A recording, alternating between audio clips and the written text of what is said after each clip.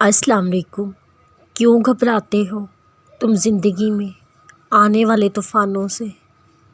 وہ اللہ ہے نا جو سب سنبھالتا ہے۔ کیوں ڈرتے ہو کہ بھٹک جاؤ گے منزل سے؟ وہ اللہ ہے نا جو بھٹکے ہوں کو بھی راہ دکھاتا ہے۔ کیوں پریشان ہوتے ہو؟ فکر ہے کس بات کی؟ وہ اللہ ہے نا جو بگڑے کام بھی سنوارتا ہے۔ کیوں تم غمگین ہو دل کے ٹوٹ جانے پر؟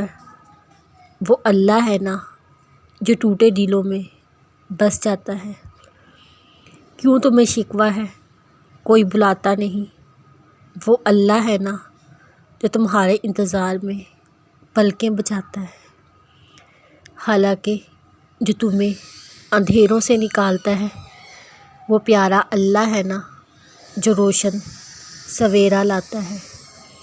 تمہاری نگاہیں کسے متلاشی ہیں؟ تم کیوں ادھر ادھر تکتے ہو؟ کس بات کا خوف ستاتا ہے؟ وہ اللہ ہے نا جو رکھوالا ہے۔ دعا مانگو اور بے حد یقین کے ساتھ مانگو۔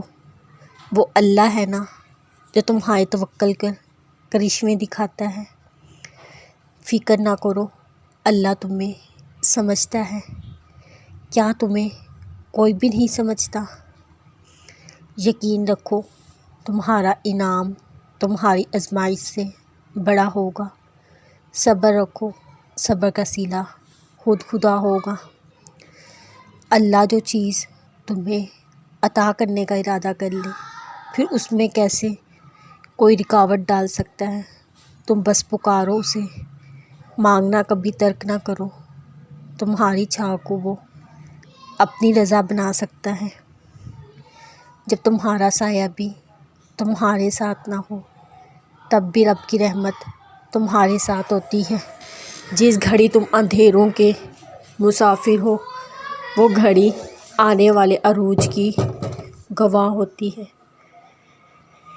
ایک نہ ایک دن دعائیں رنگ ضرور لاتی ہیں۔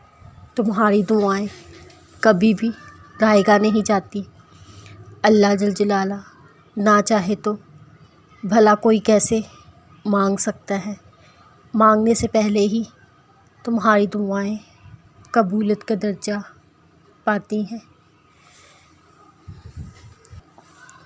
اللہ کی توفیق سے جب رب کے در کو کھٹکھٹایا، یقین کرو اندر تک اس نے خود کو ہرا بھرا پایا۔